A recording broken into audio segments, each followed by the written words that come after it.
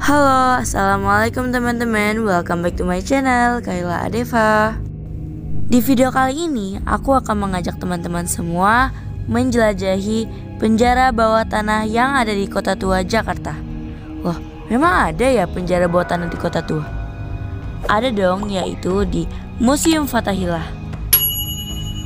Konon katanya penjara bawah tanah di Kota Tua ini menyimpan banyak misteri dan aura mistis. Apa bener ya? Kok aku jadi merinding?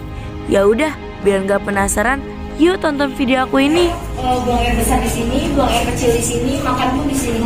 Satu ini untuk berapa? 50 orang. 50 segini? Iya. Sedangkan luasnya?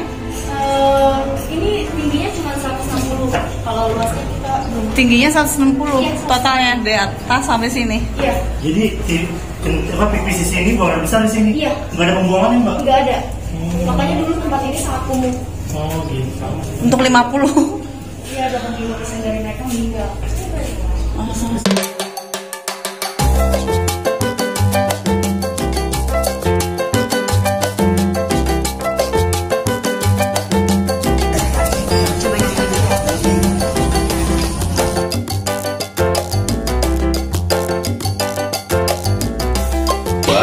Kursi aku dan adik.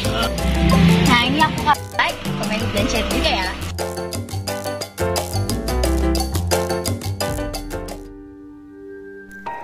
Halo teman-teman semua. Kalian pernah nggak nih berkunjung ke Jakarta Kota? Kalau udah, pernah mengunjungi Museum Sejarah Jakarta? Ya, museum ini sering disebut Museum Fathahillah. Padahal teman-teman, nama aslinya adalah Museum Sejarah Jakarta.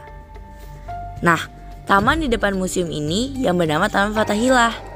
Pada masa penjajahan Belanda, gedung yang kini menjadi museum adalah sebuah balai kota Batavia. Museum yang merupakan bangunan peninggalan penjajah Belanda ini bukan hanya menawarkan eksotisme, tapi juga menyimpan aura mistis.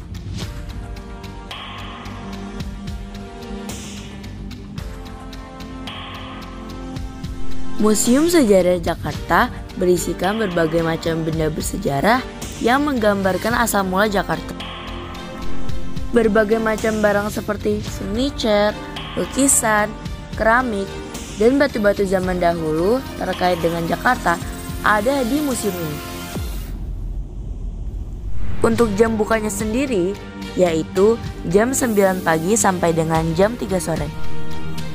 Tiket masuk Museum Sejarah Jakarta dibanderol mulai Rp2.000 untuk anak-anak, Rp3.000 untuk mahasiswa, dan Rp5.000 untuk dewasa.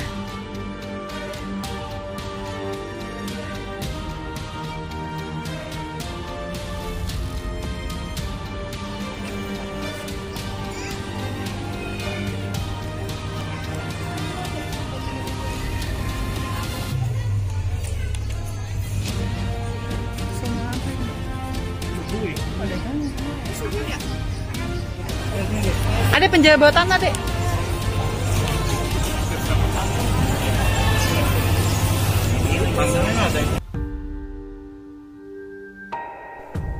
Dan yang paling ikonik di sini adalah penjara bawah tanah. Nanti kita bisa langsung coba masuk ke dalam dan rasakan sensasinya seperti apa. Sudah meninggal pun harus menunggu 1 tahun. Jadi mereka harus tidur dengan mayat.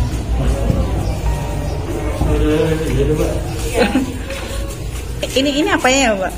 Ini untuk borgol kaki dan tangan mereka, karena dulu mereka belum dikasih fasilitas itu. Mereka tuh berarti pribumi. Iya, pribumi pemberontak. Oh, berarti sama Belanda ya? Iya, pada penjajahan Belanda. Oh, ini buat kakinya. Kaki dan tangan. Karena kan dulu belum ada yang namanya pintu, jadi mereka harus diborgol kaki dan tangan. Oh, Iya, buat di kaki dan tangan. berat banget tuh ya. Iya, berat. Ini penjaranya masih gini. Ada 5. Semuanya sama untuk para laki-laki. Kalau wanita beda. Oh, lebih gede lagi ya. Nggak ada. Mereka buang air besar di sini, buang air kecil di sini, makan pun di sini. Satu ini untuk berapa? 50 orang. 50 segini? Iya. Sedangkan luasnya? Ini tingginya cuma 160. Kalau luasnya kita belum. Tingginya 160 totalnya dari atas sampai sini. Iya. Jadi PVC ini buangan besar di sini. Iya. Nggak ada pembuangannya mbak? Nggak ada. Makanya dulu tempat ini sangat kumuh. Oh gitu. Untuk 50. Iya, 85% dari mereka meninggal. Jadi 80. coba angkat batunya deh, besinya deh. Berat banget tuh. Waduh. Gimana mau kabur ya? Berat ya, Dek? Aduh.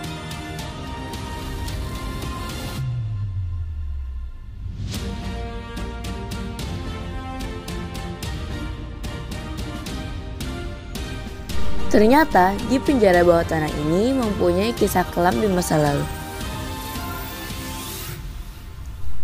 Penjara bawah tanah ini tidak dibangun sejak awal pembangunan gedung ini. Awalnya, Museum Fathahillah merupakan balai kota di mana digunakan sebagai tempat Gubernur Batavia dalam melaksanakan tugasnya. Kemudian, gedung ini diganti menjadi Dewan Pengadilan. Nah, teman-teman, sejak diubah menjadi Dewan Pengadilan, tempat ini menjadi saksi para tahanan di penjara bawah tanah. Dahulu penjara ini digunakan untuk para tahanan serta tokoh masyarakat yang melawan penjajahan Belanda. Bahkan Pangeran Diponegoro dan Cut Nyak Dien pernah ditahan di penjara bawah tanah ini. Oh ya, penjara ini tidak pernah direnovasi hingga sekarang, di mana pada tempat ini hanya dilakukan pengecetan dan bentuknya masih sama seperti di masa penjajahan Belanda dahulu.